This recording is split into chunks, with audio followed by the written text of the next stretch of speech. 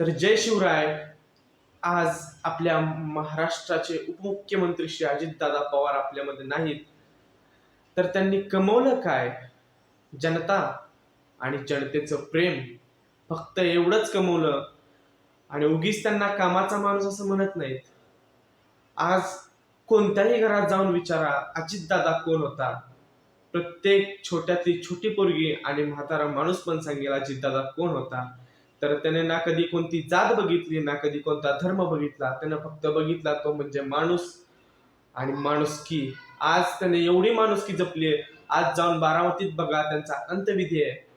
अख्खी बारामतीच काय तर पूर्ण महाराष्ट्र बंद आहे आज.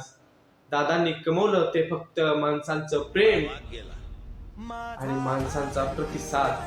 पूर्ण महाराष्ट्र आज दलदली व्यक्त करतोय, रडतोय. आपल्या घरातला माणूस गेलाय आज. मी कोणता प्रचार करत नाही, मी स्टुडंट आहे. मी तर मतही दिले नाही आजपर्यंत. आज पहिल्यांदाही मत दिले नाही.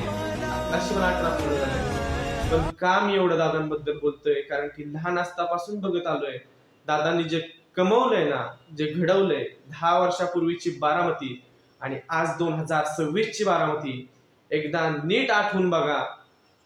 नाही पुण्यासारखी वाटली ना, पुण्यालाही फिकी पाडेल अशी बारामती बनवली दादांनी.